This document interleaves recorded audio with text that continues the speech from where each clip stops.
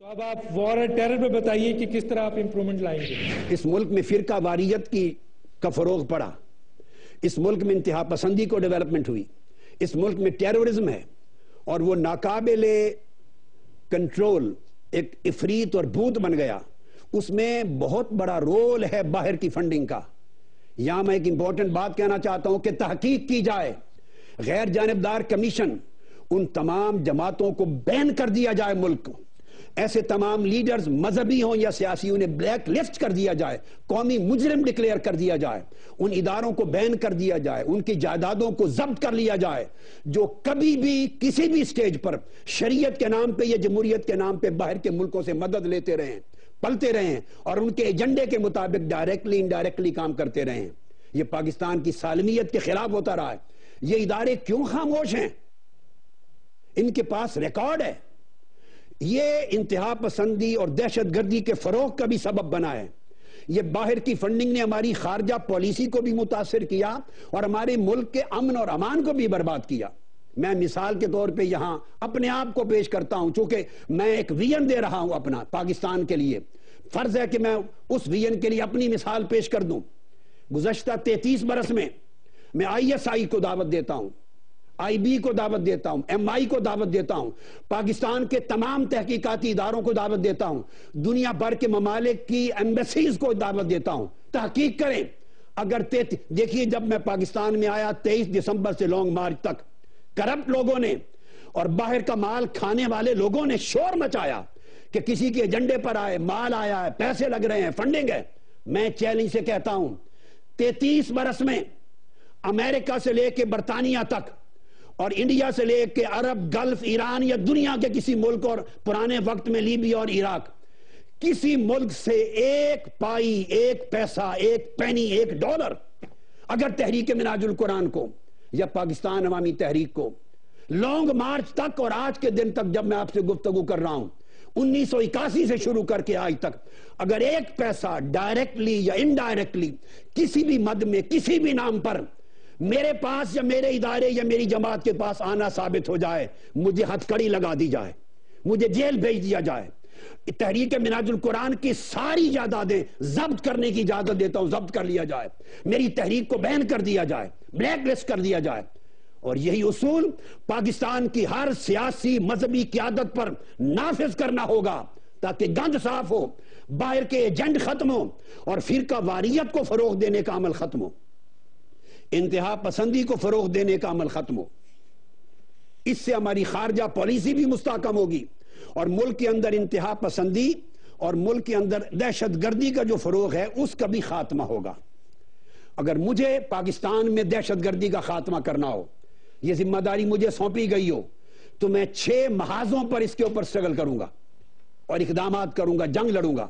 Ideological front, تاکہ جن لوگوں کی برین واشنگ کی گئی ہے، جو بندوق، گولے اور بوم کے ذریعے لوگوں کو قتل کرنا جہاد سمجھتے ہیں، قرآن اور حدیث کے ذریعے ان کے دماغ کو، سوچ کو، فکر کو، عقیدے کو درست کیا جائے کہ یہ جہاد نہیں، یہ فساد ہے، یہ ظلم ہے، اور قرآن اور حدیث غیر متحارب لوگوں کی، نان کمبیٹنٹ کی جان لینا، مسلم ہو یا غیر مسلم، انہیں کفر کے برابر فعل حرام ڈکلیئر کرتا ہے۔ اس کے بعد انسٹیٹیوشنل فرنٹ پر، انسٹیٹیوشنل فرنٹ سے میری مراد جو مدرسے ہیں اور ان کے تابع مساجد ہیں، ان کے اندر ریفارمز کرنی چاہیے تاکہ یہ پلیٹ فارم انتہا پسندی کی فکر ڈیولپ کرنے کا باعث نہ بنے۔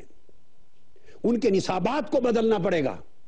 یہ نصابات سارے کے سارے ایکسکلوسیو ہیں، انکلوسیو نہیں ہیں، اس میں ماڈریشن کی تعلیم نہیں ہے، ان نصابات کے اندر محبت کی تعلیم نہیں ہے، ان کے اندر رحم کی، کائنڈنس کی تعلیم نہیں ہے، افیکشن کی تعلیم نہیں ہے، فارگیونس کی تعلیم نہیں ہے، مرسی کی تعلیم نہیں ہے، پیس بلڈنگ، امن کو ڈیولپ کرنے کی تعلیم نہیں ہے۔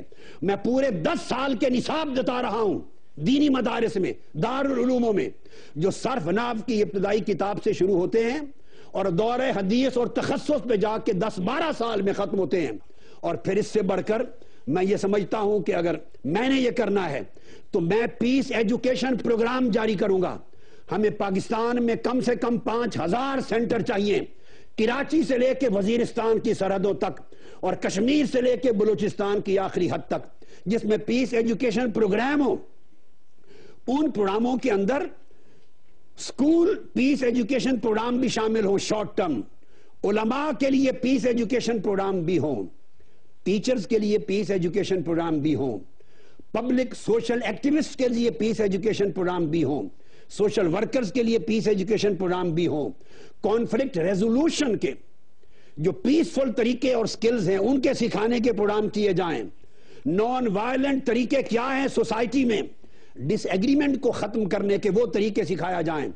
ہمیں ایسے نصاب کی ضرورت ہے جو بین الاقوامی طور پر عالم انسانیت کی ترقی کی تقاضوں کی تکمیل اور تعمیل کر سکے۔ ہم 2-3 صدیاں پرانے دینی نصاب پر کھڑے ہیں، اور دوسری طرف سیکولر ایجوکیشن جس سے دین کو نکال دیا گیا ہے۔ ہماری سیکولر انسٹیٹیوشن سے ذہن دین دشمنی کے لیے تیار ہوتے ہیں، اور ریلیجس انسٹیٹیوشن میں ذہن سیکولرزم کی دشمنی کے لیے تیار ہوتے ہیں۔ ہمیں بلینڈ کرنا ہوگا جدید سیکولر ایجوکیشن کو اور ریلیجیوسٹی سے نکل کر، مذہبی انتہا پسندی سے نکل کر ہمیں ایک متوازن نظام تعلیم اپنی یونیورسٹیز، کالجز اور سکولز میں اور مدارس اور تعلیمی اداروں میں ڈالنا ہوگا۔ اس کے بعد پھر سوشو اکنامک فرنٹ ہے کہ یہ دہشت گردی فروغ کیوں پا رہی ہے۔ اس کا ایک میجر سبب یہ بھی ہے کہ لوگوں کے پاس جاب اپرچونٹیز نہیں ہیں، کھانے کا پیسہ نہیں ہے۔ اب لوگ بچوں کو اٹھاتے ہیں، دہشت گرد وظائف دیتے ہیں خاندانوں کو اور دہشت گرد بناتے ہیں۔ جاب اپرچونٹیز ہوں، وہاں اکنامک پراسپیرٹی پیدا کی جائے، ان کے لیے معاشی حالات کو بہتر کیا جائے، پھر پولیٹیکل فرنٹ پر اس کے لیے جنگ لڑنے کی ضرورت ہے۔ ڈاکٹر صاحب 2 منٹ ہے آپ کے پاس، ٹھیک ہے۔ پھر اس طرح ملیٹری فرنٹ پر اس ایفرٹ کرنے کی ضرورت ہے۔ 6-7 فرنٹ ہیں جن کے اوپر ہم نے اسٹرگل کر کے دہشت گردی کا خاتمہ کرنا ہے، اور ملیٹری کا جو ایکوپمنٹ ہے ماڈرن ٹیکنیک کے ساتھ کس طرح تلاش کریں۔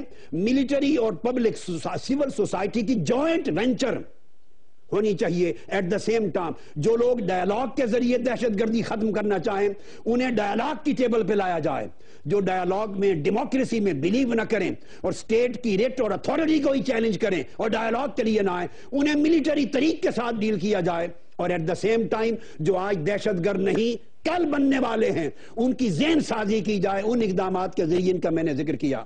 اس لیے کہ وار اور ٹیررزم لڑتے ہوئے ہمیں 3 چیزوں کو دیکھنا ہوگا۔ کچھ ہیں ٹیرورسٹ نیٹ ورکس جو آلریڈی بم بلاسٹ کرنے والے، سوسائیڈ کرنے والے، ٹیررزم ایکٹ کرنے والے بن چکے ہیں، ان کے ساتھ ڈیلنگ کی پالیسی الگ ہوگی۔